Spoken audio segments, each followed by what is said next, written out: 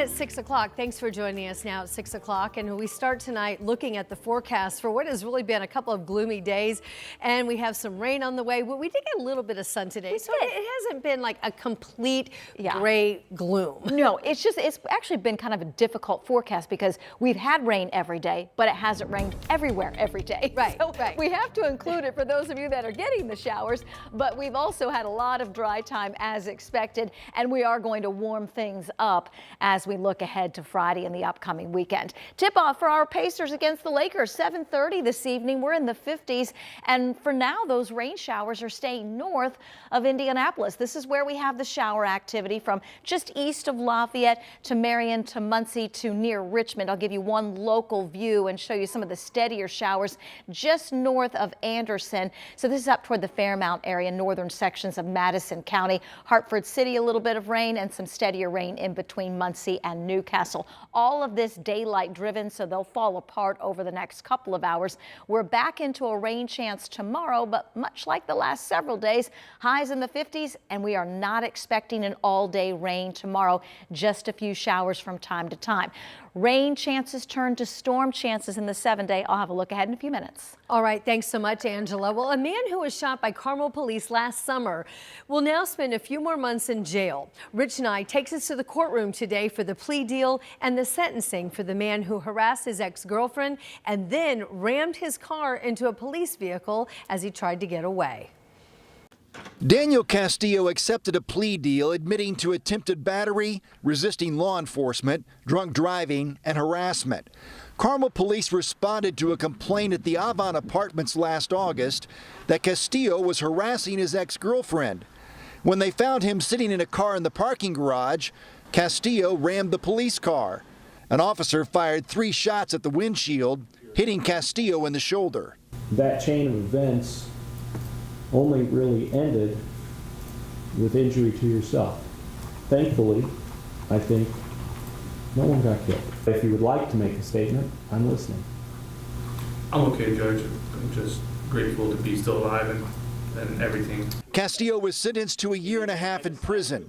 With credit time, he has served most of that awaiting trial. Castillo will serve 2 years in community corrections after he is released from prison. He will be allowed to serve that home detention in New Mexico. That's where he came from to Indiana to harass his girlfriend. In Noblesville, Rich Nye, 13 News. Plans are now on the table to file a lawsuit against the Martinsville School District. This after a former teacher there allegedly had group sex with students. Alex Almanza talked with the attorneys that are representing one of those boys who now says the emotional trauma to this young man is irreversible. A tort claim notice filed against the Metropolitan School District of Martinsville alleges the district ignored red flags and allowed Brittany Fortenberry, now facing dozens of criminal charges, to remain employed despite her inappropriate behavior. Indianapolis law firm Wagner Reese announced plans to sue the district over allegations that Fortenberry sexually abused multiple teenage boys. Wagner Reese is representing a 13-year-old victim and asking the district for $700,000 per sexual assault, in addition to compensation to what they're calling trauma, mental anguish, and emotional distress. And there, when there's smoke, there's fire. And these cases, unfortunately, is all about grooming the kids. And that's what she did using her job, displaying this for others to see, including other school officials, the principal, and then, of course, her job history. Court documents allege Fortenberry of drugging boys, forcing them to have group sex, and paying hundreds of dollars for explicit pictures. The law firm alleges the school district was negligent in hiring and retaining Fortenberry and should have known that she was a, quote, sexual predator. Some of these kids have been threatened. The predator's husband went to jail for intimidation because he threatened to slaughter the kids if they did anything. Imagine if you're a young adolescent boy, ages 13 to 16, and somebody says they're essentially going to kill you, right? Who wants to come forward? The law firm says 10 boys between the ages of 13 and 16 were abused by Fortenberry while working as a substitute teacher for Martinsville schools. The district saying in a statement, quote, "The MSD of Martinsville conducts a full criminal background check as part of the standard hiring process for all employees. The background check for this former employee reported no criminal activity." She then worked for Eminence Community Schools, where a spokesperson claims she was suspended following those sexual misconduct allegations. Alex Almanza, 13 News. Now, the school district has 90 days to settle or a lawsuit will be formally filed. They have 10 days now to acknowledge this tort claim.